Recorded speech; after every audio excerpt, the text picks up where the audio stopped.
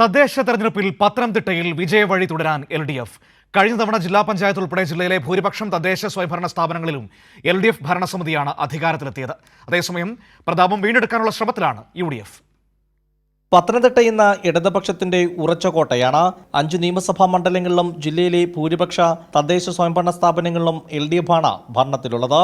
ജില്ലാ പഞ്ചായത്തിൽ 16 ഡിവിഷനുകളിൽ 12 ഡിവിഷനുകളിലും വിജയിച്ചാണ് LDF കഴിഞ്ഞ തവണ അധികാരത്തിലെത്തിയത്.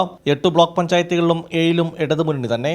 മുനിസിപ്പാലിറ്റികളിൽ 2 LDFും UDFും BJPയും ഓരോ നഗരസഭ വീതവുമാണ് ഭരിക്കുന്നത്. തിരുവല്ല നഗരസഭയിൽ ഇടക്കാലത്ത് LDF അധികാരത്തിലെത്തുകയും ചെയ്തിരുന്നു.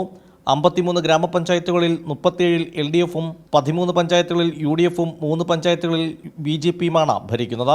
യുവത്വത്തിനും പരിചയസമ്പന്നതയ്ക്കും പ്രാധാന്യം കൊടുത്തായിരുന്നു ഇടതുമുന്നണി തെരഞ്ഞെടുപ്പിനെ നേരിട്ടത്. സംസ്ഥാനത്തെ ഏറ്റവും പ്രായം കുറഞ്ഞ പഞ്ചായത്ത് പ്രസിഡന്റ് പത്തനംതിട്ട അരുവാപ്പുലത്ത് നിന്നായിരുന്നു. അരുവാപ്പുലത്തെ രേഷ്മ മറിയം റോയ് നയിച്ചപ്പോൾ 2 തവണ ജില്ലയിലെ ഏറ്റവും മികച്ച പഞ്ചായത്തെ തിരഞ്ഞെടുക്കപ്പെടുകയും ചെയ്തു. കഴിഞ്ഞ തവണത്തെ മിന്നും വിജയം ആവർത്തിക്കാനാണ് LDF ലക്ഷ്യം വെക്കുന്നത്. UDF ആകട്ടെ നില മെച്ചപ്പെടുത്താനും. എന്നാൽ ഇപ്പോഴും കാര്യമായ സ്വാധീനം BJPക്ക് ജില്ലയിലില്ല. ക്യാമറമാൻ അഖിലേഷ് കുടുംബോടൊപ്പം സുജിറ്റി ബാബു, കൈരളി ന്യൂസ്, പത്തനംതിട്ട.